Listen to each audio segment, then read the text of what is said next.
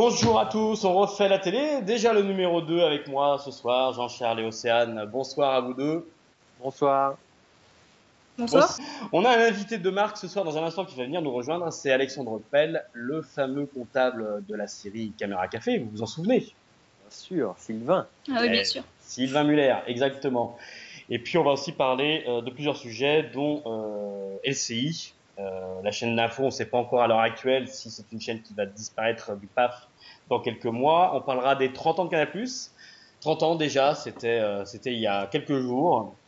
On reviendra aussi sur l'identité de France 4. Alors on ne sait pas trop si France 4 c'est une chaîne pour enfants, une chaîne pour ados, une chaîne pour adultes. On a du mal un petit peu à savoir ce qu'il en est. Et puis à la fin de l'émission, bien sûr, vos coups de gueule et vos coups de cœur. C'est tout bon pour vous? Océane, LCI, tu connais un petit peu LCI? C'est une chaîne que tu regardes? Oui, oui, bah oui. Ouais, bien sûr, LCI, c'est une chaîne qui existe depuis un moment. Moi, je me rappelle déjà il y a quelques années, quand le matin, je me levais, etc., je regardais les clips. Et puis après, je regardais aussi LCI parce qu'il y avait des titres. Moi, je trouve que c'est une chaîne peut-être qui perd un peu de crédibilité au fil des années, sûrement. Après, je trouve que c'est quand même une chaîne qui reste très correcte et avec des informations des fois bien plus pertinentes que le 20h de TF1. Qui pourtant LCI Ensuite, appartient à TF1. Hein. oui, c'est pour ça que je dis ça, c'est que ça appartient à TF1 et que c'est une chaîne dite secondaire. Et je trouve que c'est bien plus pertinent que le 20h de TF1. On n'est pas sur les collectionneurs de timbres ou de voilà. Enfin, moi, je trouve que c'est quand même des informations internationales, oui, correctes et avec un bon niveau et simple d'accès. Voilà. Après, moi aussi, je pense qu'il y a une chaîne qui est informative, qui est un peu désuée aujourd'hui et qui est vraiment une chaîne de désinformation. Ce serait plutôt BFM qu'il faudrait, selon moi, voilà, passer à la trappe s'il y avait vraiment une chaîne qu'il fallait enlever impérativement en ce moment. Pourtant Voilà. BFM est c'est la première chaîne, c'est la leader des chaînes d'information en continu en France. Hein. À tort. Oui, parce que c'est du voyeurisme, donc du coup, D'accord. l'un n'empêche pas l'autre. Voilà, selon moi, c'est que ça peut être numéro un en France et du coup, c'est compréhensible pour beaucoup de raisons. Mais bon, voilà, rester 3 jours dans un quartier parce qu'il y a eu un coup de fusil sans évolution, sans vraie information, pour moi, voilà. Alors Et pourtant, justement, Jean-Charles, justement, on a iTélé, BFM, Euronews, France 24, LCI. Bloomberg. Oui, ouais. BFM aussi côté économie. Est-ce qu'on n'aurait pas justement un petit peu trop de chaînes d'infos en continu justement en France? Ben, oui, oui et non. Pour moi, c'est un bon débat et je rejoins aussi un peu l'avis d'Océane qui, sur BFM, puisque quand ils ont une information, ils la traitent, mais ils l'étirent. Hein, c'est-à-dire qu'on l'a. Ils pourraient faire les informations en anglais, en espagnol, en italien, ça serait la même chose sur le même sujet. Après, c'est vrai que Ce pour que fait revenir Euronews. ce que fait Euronews exactement. Après, pour revenir en low cost. sur notre sujet de LCI, effectivement, avec l'arrivée de la TNT il y a quelques années maintenant, ça a été forcément l'ouverture à la concurrence et l'arrivée des chaînes massives de BFM, du groupe Lagardère et de iTélé, du groupe Canal. Alors ça a été le déclin annoncé de LCI hein, en 2007 avec l'arrivée de la TNT qui appartient au groupe TF1, mais qui était à l'époque une chaîne payante et qui ne peut pas survivre aujourd'hui parce que l'entrée de revenus, enfin des revenus publicitaires, a fortement diminué. Il faut quand même savoir que, en comparaison, iTélé a un budget de 55 millions et LCI a un budget de 15 millions. On, Donc on voit déjà, qu'il a potassé, hein, Jean-Charles. On voit que ah, là, il a passé ses soirées à potasser les Sors chiffres. les chiffres. exactement, C'est Monsieur Chiffre, on va l'appeler. Monsieur Chiffre. exactement. Je suis le Thierry Moreau de On refait la télé. Mais au-delà de ça, au-delà LCI, je pense, c'était vraiment un laboratoire d'incubation de talents pour la Et oui, télé beaucoup ont d'aujourd'hui. commencé. Voilà, tout à fait. On retrouve Nikos parmi les Aliagas, entre autres. exactement, entre autres, mais on retrouve aujourd'hui, et c'est pas un hasard, Julien Arnaud, qui est quand même la présentation du 20h de TF1, Anne-Laure Coudray, qui remplace Claire Chazal, il y a eu Michel Field, il y a eu Magali Lunel, alors ça parle peut-être pas à tout le monde, mais après LCI est allé sur Infosport à la base et qui est aujourd'hui sur BFM, alors à la météo certes, mais quand même sur BFM. Et puis on a eu, quand LCI a été créé, on pouvait voir à l'époque sur les antennes, Valérie Benaïm, Stéphane Blakowski qui est maintenant chez Ardisson dans l'édition de Blacko, Laurent Delahousse, Anne-Sophie Lapix. Donc c'est quand même, c'était une bonne école. C'était une bonne école et c'était une valeur, pilote, hein. une valeur sûre de l'information et du vrai journalisme. Et on le sait avec le débat qu'il y a eu, avec la volonté du CSA de ne pas permettre à LCI d'émettre sur la TNT, que je pense qu'au 31 décembre, il n'y aura plus d'émissions. Et puis et le trio Niel, Pigas, Berger qui était un moment de temps positionné pour le racheter. Bon, je pense qu'ils ont vu que c'était pas forcément une bonne idée. Là, de toute façon, là pour LCI, il y aurait un sursis apparemment jusqu'en juin 2015. Dernière nouvelle. Ah d'accord, j'avais pas l'info. Voilà, donc voilà, normalement ils auraient un sursis. Éventuellement, c'est ce qui était annoncé, c'est ce qu'a annoncé le PDG pour juin jusqu'en juin 2015. Après, bien sûr, ça sera voilà où ils sont rachetés ou la mort de la petite chaîne de l'info. Ouais. Après, pour moi, excusez-moi, je vous ai coupé tous les deux, mais pour moi, LCI reste quand même une chaîne élitiste. Enfin, à l'image en tout cas d'une chaîne élitiste. Et c'est pour ça que les publicitaires n'y vont pas forcément, parce qu'aujourd'hui, on sait très bien, on parle encore une fois, et on l'a déjà dit lors de la première émission de la fameuse ménagère, mais même pour les chaînes d'info, ça compte. Oui, tu voulais dire quelque chose, je pense, LCI, pour moi, LCI, c'était vraiment une chaîne pilote, comme tu l'as un peu dit, Jean-Charles. Je trouve que voilà, c'était une chaîne pilote, elle n'avait pas pour but premier, à mon avis, de perdurer dans le temps. C'était une chaîne référence. Et après, chacun crée son style, comme on a dit, Euronews, etc. Dans toutes les chaînes d'information, pardon, on a un peu de LCI.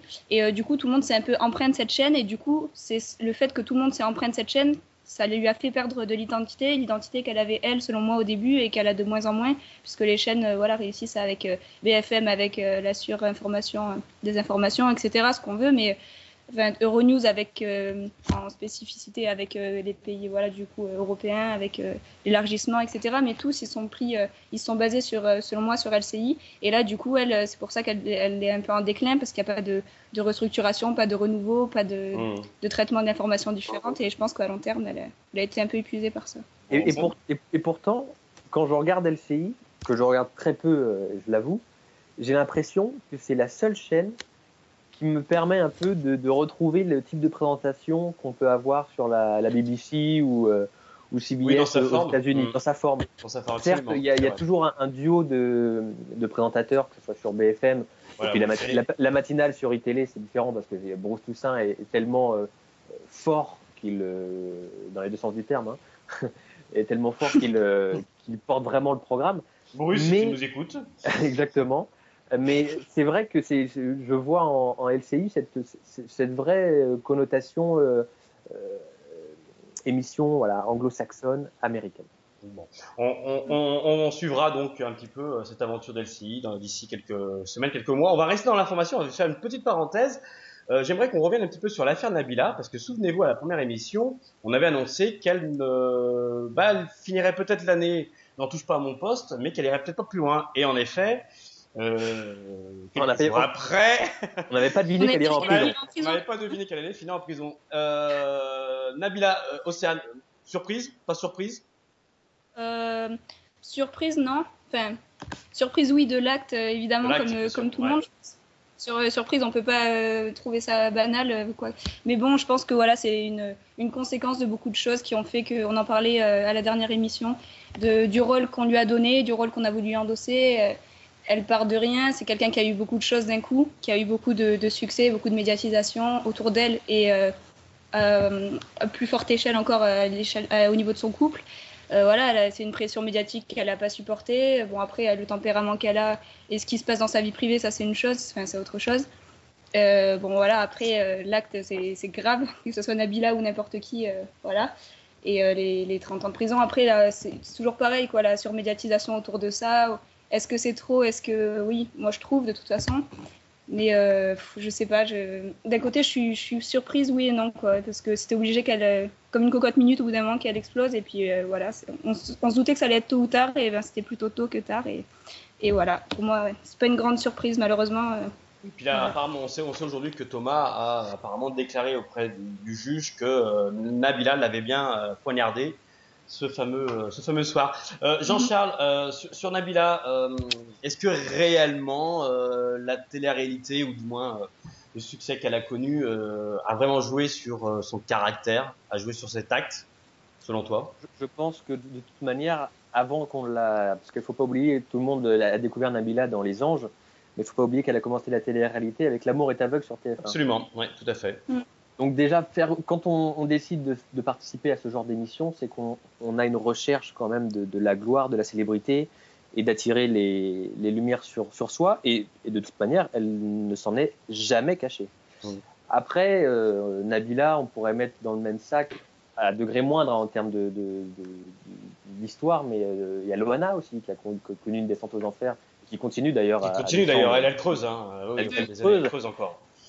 Effectivement, on a des gens qui ont affaire à je pense qu'il y a plein de gens qui gravitent autour d'eux, qui ont une notoriété soudaine. C'est très violent. Alors, nous, on n'est pas. Jérôme, toi, tu es peut-être plus dans cette partie en tant qu'attaché de presse, mais nous, d'un œil extérieur, on voit ça comme une montée, une gloire, mais je pense que c'est très violent quand, du jour au lendemain, on devient hyper connu. Moi, ce qui a été frappant quand même dans cette affaire Nabila, c'est qu'on la voit on la voit le soir en direct chez Cyril Hanouna, Touche pas mon poste. Et quelques heures après, elle l'ouvre. C'est vrai que c'est incompréhensible. Et ce qui montre quand même que Nabila est un personnage à part dans la télé-réalité ou dans le showbiz, c'est que le lendemain, moi qui suis un fan d'Europe 1, ça fait l'ouverture du journal. Absolument, sur tous les médias, dans tous les médias. Et même, le 20h aussi. Hein. Le 20h, 7 à 8, 3 jours après. Exactement. Et ça a éclipsé, y compris à l'étranger, et ça a éclipsé du coup l'intervention de François Hollande. Donc c'est là qu'on se dit quand même l'importance, l'importance quand même du personnage de Nabila. Ouais, alors après, effectivement, on voit différentes versions, les ex de chacun qui débarquent. Oui, moi, elle m'a déjà poignardé. Oui, Thomas était violent. Bon, je pense que là, c'est moi, j'ai pas envie de communiquer là-dessus parce que il y a la présomption d'innocence, il y a les histoires de chacun, mais effectivement, je pense que c'est le phénomène de la télé-réalité, malheureusement, qui en est arrivé là, et en plus des problèmes personnels, je pense, des protagonistes. Absolument. On suivra donc cette histoire-là. Cyril Hanouna a annoncé que si elle était blanchie, alors il se mouille pas trop parce que dans des dossiers comme ça, on sait que ça se fait pas du jour au lendemain, mais que si elle était blanchie, il la reprendrait avec joie dans son émission. Moi, j'ai une petite chose aussi qui est sortie dans la presse un petit peu en début de semaine aussi, c'est que Nabila devait intégrer une série télé qui va se tourner à partir du mois de janvier. Moi, j'ai eu le réalisateur téléphone, lui aussi maintient que si Nabila est plus ou moins un peu blanchie d'ici là ou est en état de travailler et est sortie de prison surtout, puisque ça passe d'ailleurs demain en commission, savoir si elle va être libérée, elle sera intégrée au casting de cette série-là. Voilà, il a tout intérêt. Il a tout intérêt, bien entendu. On va inviter notre invité, Alexandre Pell. C'est l'heure de joindre Alexandre Pell de Caméra Café. Alexandre Pell, c'est notre invité pour On refait la télé. Bonjour Alexandre. Bonjour toute l'équipe. Salut Alexandre. Grosse promo en ce moment, hein, tous des malades à l'affiche. Ouais. Et puis, est-ce que vous pouvez nous expliquer un petit peu? Je vous fais le pitch un petit peu. Allez, le pitch. Qu'est-ce que vous voulez? Ouais, on commence par le pitch.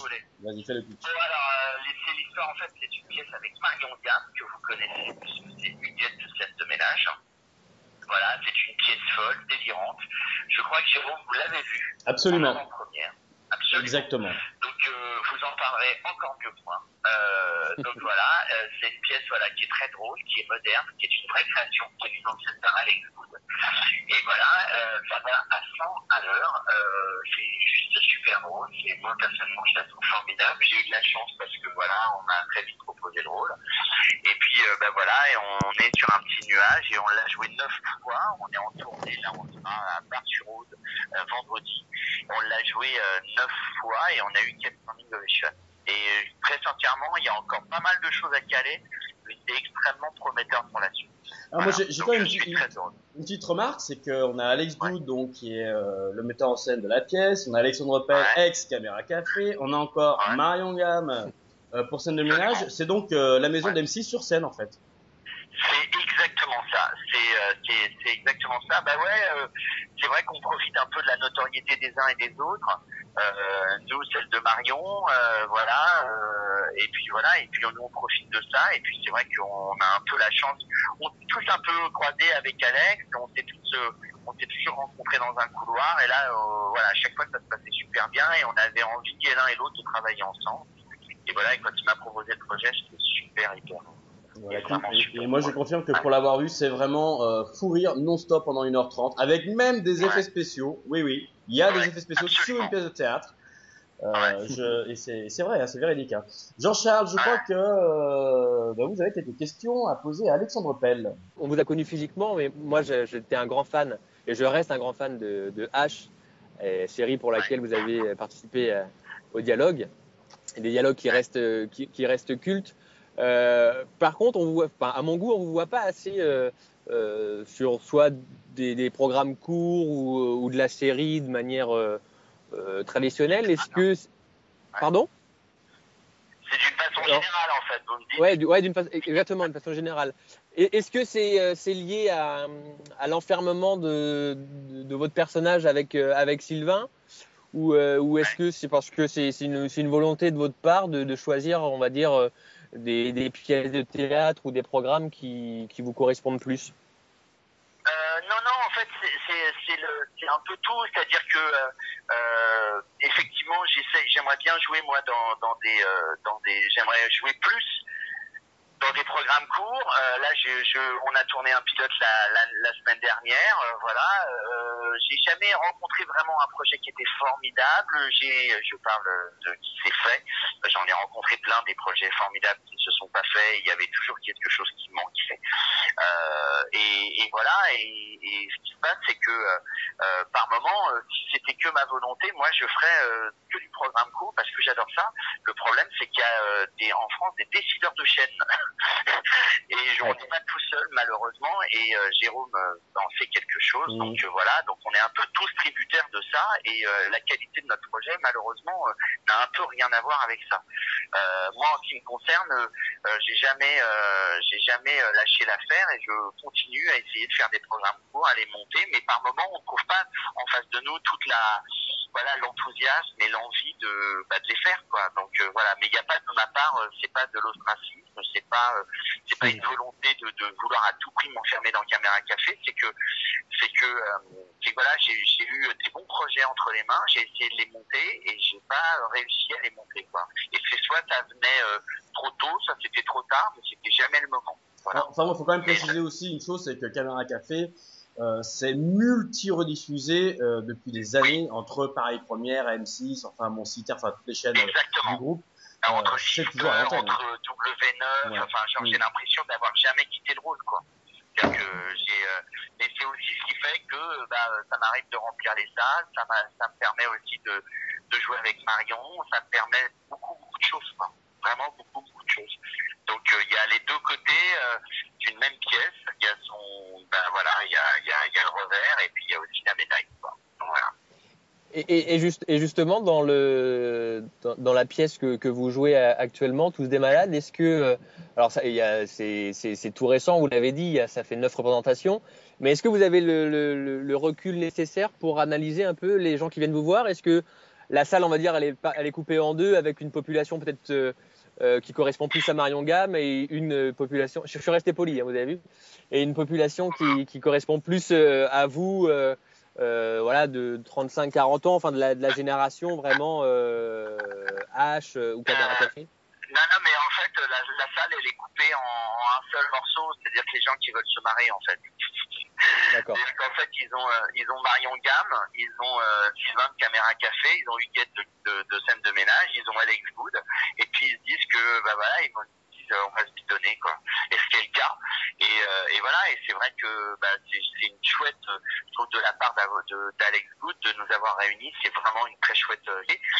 À côté de ça, moi je suis entouré de comédiens qui sont formidables, 2 filles et puis 2 autres garçons. On est 6 sur scène, c'est une création. Il y a un vrai décor, il y a de la comédie musicale, enfin c'est un spectacle qui est très très riche, qui va à 100 à l'heure. Et quand ce serait complètement rodé, je pense qu'on sera plus du côté du musical à la Broadway qu'une scène une scène bottinesque, genre parisienne ou provinciale. Voilà. Mais de savoir exactement qui fait quoi et qui amène qui, soyons très honnêtes, je pense que Marion Gamme aujourd'hui, c'est elle qui ramène la plupart des spectateurs. Voilà. Ils veulent la voir. Voilà. Ils l'aiment, ils adorent son personnage, ils l'aiment elle et ils viennent la voir pour ça. Voilà. Okay. Est-ce que vous avez eu votre réponse, Jean-Louis? Ah, moi j'ai eu ma réponse. Jean-Louis a eu sa réponse. C'était Jean-Claude. Jean-Charles, Louis. Jean-Charles, je suis désolé, j'entends pas super bien. Mais c'est pas grave. Moi j'avais une autre question, mais de la part d'Océane qui nous accompagne d'habitude sur l'émission. Alors je sais pas si c'est un sujet que vous abordez assez librement ou quand on a su que vous veniez, on a forcément regardé Wikipédia qui quand même globalement reprend les parcours de tous les artistes qui sont référencés sur Wikipédia. Est-ce qu'aujourd'hui votre brouille avec Bruno Solo, elle est dissipée? Vous êtes toujours en contact ou Très sincèrement, j'en sais rien et je m'en fous. Voilà, okay. Je n'en sais rien, je sais pas, j'en sais rien. Mais vraiment, je m'en fous. Voilà. Je m'en fous totalement et ça m'intéresse pas et j'en sais rien. Voilà. Après, la vie fait que parce qu'on est obligé, qu'on est tout le temps sur les routes, et Jérôme en sait quelque chose, c'est-à-dire que par la force des choses, tous les gens de Caméra Café ne se voient plus, on s'en voit plus plutôt qu'on se voit. Et ça, c'est malheureusement le travail. Et quant à Bruno, posez-lui la question. Moi, très sincèrement, je n'en sais rien. Alors, on sait que vous avez participé au nouveau jeu justement de W9, qui est présenté d'ailleurs par les Good, Total Blackout. Et vous pouvez nous en parler un petit peu? Oui, c'est une expérience qui est vraiment qui est géniale. En fait, vous vous retrouvez complètement dans le noir. Donc voilà, et c'est un jeu américain, et vous vous retrouvez totalement dans le noir. Et dans le noir, vous devez deviner des objets, vous devez deviner des matières, vous devez deviner des odeurs, vous devez vous toucher, vous faites appel à votre sens sans la vue. Et très sincèrement, c'est assez flippant, quoi, parce que vous n'avez jamais vous vous retrouvez jamais dans le noir réellement. Jamais. Et c'est vraiment super drôle et c'est super sympa. Et j'ai eu vraiment beaucoup de plaisir à faire ce jeu. Ça va passer à Noël. Absolument, oui. Il y a une première session déjà qui est passée, qui a très très bien marché d'ailleurs sur W9. Ouais. Et la deuxième session avec justement votre participation est prévue pendant les fêtes de Noël. Exactement, c'est ce que m'a dit Alex. Et puis voilà, et on a beaucoup rigolé sur le plateau, c'était vraiment dément, quoi. Vraiment dément. Et vous êtes comme un gamin, quoi. Mais vraiment comme un gamin. Et c'est vraiment génial. Mais ça fout vraiment, sincèrement, des jetons, quoi. C'est-à-dire que quand vous retrouvez, ça fait très très longtemps qu'on ne s'est pas tous retrouvés dans le noir, vraiment. Et quand vous vous retrouvez dans le noir à nouveau pour de vrai, c'est vraiment terrorisant. Voilà. Donc vous allez, à mon avis, vous allez plutôt bien rigoler. Et je me suis retrouvé avec Nicolas qui faisait partie des Watford. Des Watford. Je suis désolé, je les confonds un peu tous les. C'est très sympathique. Et on a beaucoup rigolé. Voilà. Et je pense que ça se verra à l'antenne. Vraiment, ça se verra à l'antenne. Si vous pouvez la regarder, regardez-la parce que ça a été vraiment un moment très déliant. Très déliant. Prochaine date de Tous des Malades? Vous jouez où prochainement? La prochaine date, c'est ce vendredi. C'est donc le vendredi. On sera le combien? Le 28. Le 28, et nous sommes à Bar-sur-Aube, dans le département. Donc à mon avis, c'est dans l'Aube. Et puis voilà. Et puis et le 30, c'est-à-dire à la fin. Guy Pavas. On sera à Brest-Guy Pavas, du côté en Bretagne. Donc voilà. Et ensuite, on sera, ça va monter en puissance et on a de plus en plus de dates. Et voilà. Et ça va être, mais c'est une grosse folie. Là aussi, je me sens extrêmement chanceux. En plus, je tourne en ce moment des pilotes pour la télévision. Donc voilà. Donc j'ai de la chance. Donc on espère vous revoir très bientôt sur le petit écran. Alexandre Pell, merci d'avoir été avec nous pour ce deuxième numéro de On refait la télé. Bonne continuation et à très bientôt. Merci. Merci beaucoup. Merci mille fois. Au revoir. Bonne soirée. Au revoir. Alors, Océane, Canal+, pour toi, ça représente quoi? Alors, ouais, Canal+, moi je pense que je trouve que c'est une chaîne à part, de toute façon. C'est une chaîne oui, qui a une identité sarcastique, donc du coup j'adore. J'adore et, voilà, et j'adhère aux trois quarts des sujets de Canal+. Après, moi je suis pas née en tant que Canal+, du coup, mais j'ai grandi avec aussi, puisque voilà, tout ce que les nuls, les Robin des Bois, H, les Guignols de l'info, enfin pour moi c'était de l'information, on parlait de LCI tout à l'heure, pour moi la vraie information c'était dans les Guignols de l'info, j'ai compris beaucoup de choses en grandissant grâce aux Guignols, qui était, voilà, c'était du second degré, mais on sait bien que voilà, c'était l'information brute comme elle devrait être délivrée plus souvent selon moi. Donc oui, Canal+, 30 ans, ça fait 30 ans que ça perdure au bout d'un moment et que ça reste une des chaînes phares françaises, c'est bien pour une raison précise. Après, certains programmes s'essoufflent un peu, comme le petit journal avec beaucoup de redondance, selon moi, alors que j'adore cette émission, mais là je trouve que ça perd un peu en qualité. On a l'impression, je reviens juste sur Jean-Charles, on a l'impression quand même que Canal+, depuis l'arrêt de Nulle part ailleurs, ils ont du mal à retrouver un petit peu ce côté un petit peu liberté, ce côté où à l'époque tout était permis. Oui, alors c'est normal parce qu'encore une fois, comme je l'ai dit, les générations et les mœurs évoluent. Nulle part ailleurs était un programme tellement fort, ils arrivaient à faire venir n'importe qui, Janet Jackson, Barry White, enfin c'était...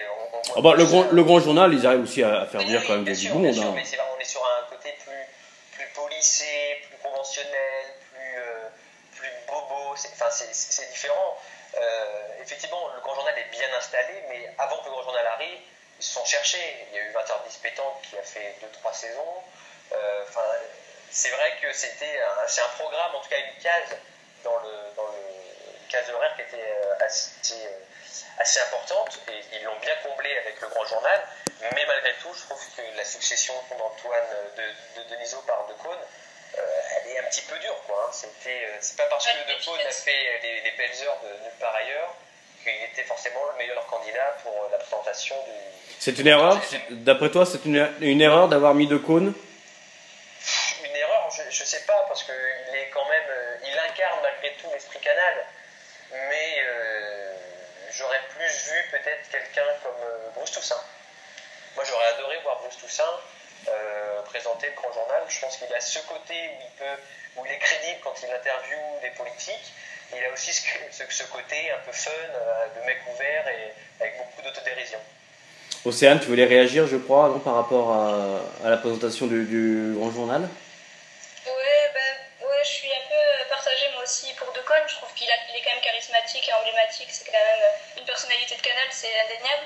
Après, est-ce qu'il aurait dû être là pour essayer? Oui. Est-ce qu'il devrait rester? Ou est-ce que je trouve qu'il y a des candidats tout aussi pertinents comme Gaspard Proust qui pour moi tient largement la baraque et qui serait à mon avis bon aussi là-dedans. Enfin, c'est pas les chroniqueurs talentueux et charismatiques qui manquent à Canal+.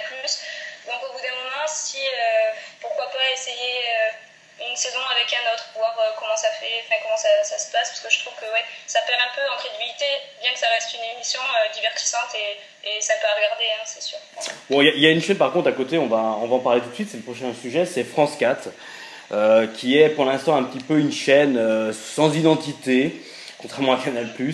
Alors on ne sait pas trop, France 4, c'est des dessins animés en la longueur de temps toute la journée, et puis d'un seul coup on se trouve avec des émissions totalement décalées ou avec des films. Jean-Charles, France 4 pour toi ça représente quoi? Sachant quand même que c'est du service public, ça représente quoi à l'image pour toi?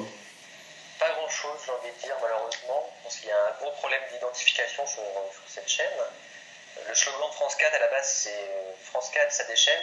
Ah bon? En tout cas, c'est que ça déchaîne pas les foules en tout cas. Effectivement, ils alternent dessins animés, programmes, on n'est plus des pigeons. Là, en ce moment, c'est vachement de programmes incubateurs sur le permis de conduire, l'alcool. Donc très axé teenage, on va dire. Moi, je regarde France 4 pour deux choses. Le foot. Et les dessins animés. Les dessins animés pour mon fils. Mais le foot, parce que ça leur arrive de retransmettre des matchs de Cup anglaise. C'est vrai. Et puis la Coupe de la Ligue, la Coupe de France. Et Roland Garros. Océane. Et l'athlétisme. Océane. Ouais. Pour moi, je terminerai juste sur Vas-y.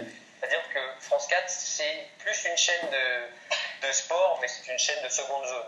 Si demain elle part de la TNT, je vais pas pleurer. On a Océane qui est en train de s'étouffer là, en direct. Non, ça là, c'est bon. C'est bon. Océane, France 4, pour toi, c'est quoi comme identité? Alors moi je pense que France 4 c'est un peu une chaîne à deux vitesses. C'est-à-dire qu'en fait ils savent pas, ils jonglent entre le traditionnel et le moderne selon moi. Et du coup c'est ça qui fait qu'aujourd'hui elle n'a pas d'identité. Pour toutes les chaînes on peut donner à peu près un mot qui les symbolise, que ce soit n'importe quelle chaîne, on peut parler de Gulli, on prend ça enfant, etc. France 4, du coup on sait pas où se positionner par rapport à ça. Après il y a des émissions un peu précurseurs entre guillemets qui sortent de ce qu'on a l'habitude de voir et des émissions banales comme On n'est pas des pigeons. Moi j'adore à ce genre d'émission. J'aime beaucoup, c'est un esprit un peu scientifique, accessible, question de société, tout ça, etc. Moi je trouve que c'est bien. Mais après à côté de ça ils peuvent passer 10 heures devant une statue avec un plan fixe. Absolument oui. Et on ne sait pas pourquoi en fait, et puis les commentaires sont pas forcément attrayants, il n'y a rien de... c'est pas une visite en 3D d'un musée ou quoi que ce soit, je sais pas. C'est vraiment à deux vitesses et du coup on s'y perd, et autant il y a des programmes géniaux, autant il y a des choses qui sont complètement désuées. Donc pour moi du coup, oui, c'est une chaîne France Télévisions, c'est pour ça qu'elle existe encore, je pense, parce qu'elle est financée et soutenue. Est-ce qu'elle a un intérêt certain? Je pense que c'est le moment de se poser une question sur son identité et de faire une vraie identité et qu'elle devienne légitime, ou alors d'abandonner cette chaîne et de passer les programmes qui sont encore intéressants sur la 2, la 3. Ça serait quand même l'occasion de faire des économies en supprimant cette chaîne-là, et éventuellement aussi France O qui est pas non plus elle aussi une grande chaîne du service public, puisque je crois que c'était une chaîne d'ailleurs qui a fait 0% de part de marché il y a pas trop longtemps de ça. Jean-Charles, tu serais prêt, toi, justement, à être partisan de supprimer ces deux chaînes? Oui, je pense qu'ils ont voulu décliner, France Télévisions a voulu décliner différentes chaînes pour toucher un différent public. Déjà qu'il n'y a pas grand monde, maintenant avec Nagui ici, mais avant que Nagui revienne en Access, il n'y avait pas grand monde déjà devant France 2, donc de pair, il n'y a pas forcément grand monde devant France 4 et France O. Moi je sais que depuis que je regarde la télé, et notamment France 4, d'une année à l'autre, c'est pas le même habillage. Tout a changé, donc Absolument. Oui, je pense que pour une notion d'économie, Rémi Pimelin ferait mieux d'arrêter les dégâts maintenant. Surtout que il n'y a eu qu'un programme qui a marché et qui est maintenant un carton, c'est Touche pas mon poste, qui a commencé quand même sur France 4. Oui, c'est vrai, oui, en deuxième partie de soirée, absolument. Et qui est aujourd'hui le carton qu'on connaît. Sur des 8. C'est tout. Bon, ils doivent peut-être un petit peu le regretter quelque part. On va passer un petit peu à vos coups de gueule, coups de cœur du moment, et on va donner un petit peu la parole surtout à Océane. Océane, quels sont tes coups de gueule et tes coups de cœur? Alors, coup de cœur, vraiment l'émission des 30 ans de Canal+. J'avais peur en fait de regarder cette émission parce que je me suis dit il va y avoir... j'avais peur qu'il y ait un peu tout, n'importe quoi, et que ça soit juste pour faire une dédicace à Canal+, etc. et que ça soit pas si percutant que ça et pertinent. Et j'ai été agréablement surprise et j'ai passé comme d'habitude une excellente soirée devant Canal+. Donc je trouve que c'est un challenge réussi et c'est cool. Un coup de gueule, franchement, on avait prévu plus ou moins d'en parler, mais c'est vraiment Hollande. Moi je sais pas si c'est un coup de gueule ou si je suis juste dégoûtée, je sais pas trop quoi dire. Un coup de gueule, je pense que Hollande ça suffit sans expliquer forcément pourquoi. Je pense qu'il y a 66 millions de personnes en France aujourd'hui qui comprennent plus ou moins pourquoi. Voilà, je sais pas, ça me dépasse un peu la politique, tout ça. Je trouve que on n'est pas en forme la France. Oui, et puis bon, encore une fois de plus, c'est une émission qui n'a servi à rien, si ce n'est de l'enfumage. Jean-Charles, tu partages un petit peu ces coups de gueule et ces coups de cœur aussi à Océane. T'en as d'autres peut-être? Oui, moi j'en ai d'autres. J'ai la même émission pour un coup de gueule et un coup de cœur. Ah, bon. Le coup de cœur, je rejoins Océane pour les 30 ans de Canal+, mais c'était plus sur l'avant-émission des 30 ans. C'était sur le Petit Journal qui a fait une version 84. Je trouvais ça vraiment génial avec l'alcool, les clopes sur le plateau, Jamas qui est venu, de refaire les mêmes reportages mais avec des images d'antan, Jack Lang qui a joué le jeu. Enfin, j'ai trouvé ça vraiment génial. Pour le coup, c'était très novateur, bien qu'ils aient fait ça avec une image vieille de 30 ans. Et mon coup de gueule va aussi à l'encontre du Petit Journal où on en parlait avec Océane. Ils se sont moqués, enfin, il n'y a pas longtemps, de Bruno Le Maire qui avait fait une imitation de Jacques Chirac à la fin d'une interview sur Europe 1. Forcément, ils ont tiré à boulet rouge dessus, et ça, c'est un peu répétitif et c'est un peu chiant. Où justement, pour une fois, on a un homme politique qui essaye de donner une image un peu drôle, qui sort un peu des sentiers battus, qui a vraiment en plus une allure nouvelle, et je pense qu'il faudrait plus axer et montrer ça plutôt que de tirer dessus. Ça dédiabolise un peu l'image des hommes politiques, et je trouve ça plutôt sympathique. Bon, et ben, ce sera donc. Oui, Océane? Oui, je trouve qu'on en a besoin, surtout en ce moment, quoi. C'est avec entre Hollande, le retour de Sarkozy, enfin, on n'en peut plus, quoi. Personne n'en peut plus. Et pour une fois que c'est drôle et que c'est tourné à la dérision, pourquoi s'acharner enfin, voilà, si ça peut être au moins drôle la politique l'espace d'une seconde, là, ça serait bien. Ça serait toujours bien. Surtout en ce moment, absolument. Ça sera donc le mot de la fin pour cette deuxième émission de On refait la télé. Merci à vous deux, et puis à très bientôt pour le numéro 3. À bientôt.